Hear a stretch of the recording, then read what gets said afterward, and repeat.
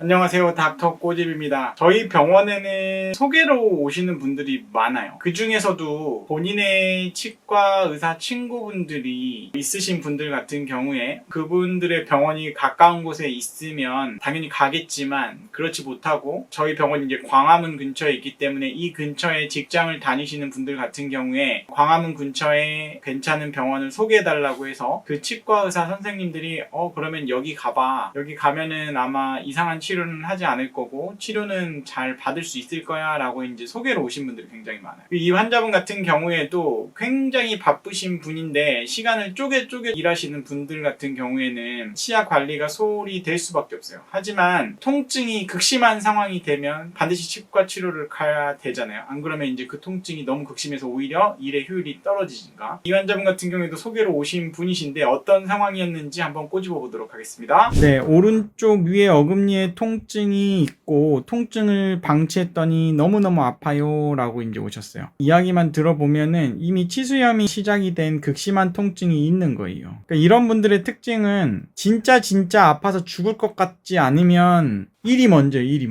그리고 별로 안 아프면 바빠 죽겠는데 치과 갈 시간이 어딨어요. 그래서 이제 오지 않는단 말이에요. 여기 부분이 아파 죽겠다고 오셨는데 엑스레이만 딱 보더라도 저는 이 뒤에 치아가 어마어마하게 썩은 거를 알 수가 있었어요. 근데 끝에서 두 번째 치아도 신경치료가 제대로 안 돼 있고 크라운 경계 부위도 별로 좋지 않은 걸 볼 수가 있는 거고 다른 부위 같은 경우에도 이미 충치가 진행이 된 걸 엑스레이만 보고도 알 수가 있었어요. 그래서 환자분께 구강내 상태를 이렇게 봤더니 자, 여기서 잘 체크를 하셔야 될 게 있어요. 여기서 체크 포인트 굉장히 중요해요. 이 부분은 아마 과거에 인네일을 하셨을 거예요. 이제 골드 인네일을 했는데 여기에 충치가 생기니까 골드 인네일을 안 뜯어내고 여기만 파가지고 레진을 했단 말이에요. 자, 레진이 치아랑 접착이 되나요? 접착이 되죠. 레진이 골드에 접착이 되나요? 글쎄요. 접착이 제대로 될지 모르겠어요.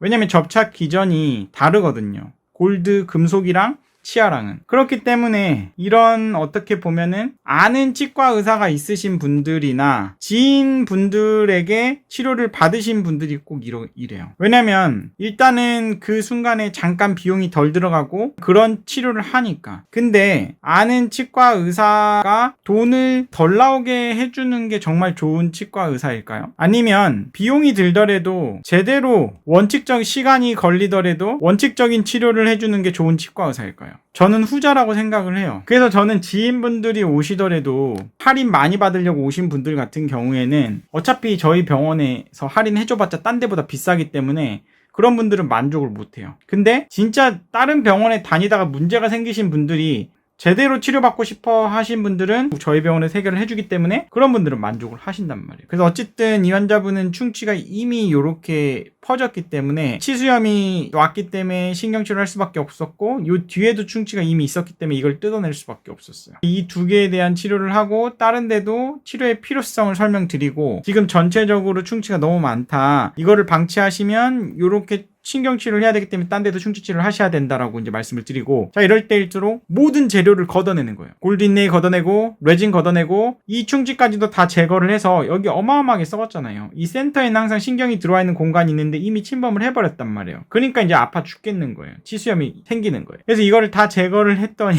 이거를 갖다가 현미경상에서 다 제거하고 들어갔더니 이제 어마어마하게 지저분한 거죠. 이미 신경치료를 잘 해가지고 마무리를 한 거고 근데 그 앞에 치아 같은 경우에도 뜯어냈더니 여기가 아말감으로 엄청 지저분해요. 이거를 갖다 다 지저분한 걸 찾아가지고 신경관을 이렇게 4개를 찾아가지고 신경치료를 잘 해줬어요. 근데 이제 입천장 쪽 같은 경우에 석회화가 너무 심해서 저희도 뿌리 끝에까지 신경관을 찾지는 못했어요. 여기 이렇게 입구는 다 찾았지만 뿌리 끝에까지 신경관이 안 찾아지는 거예요. 여기까지밖에 못 찾았어요.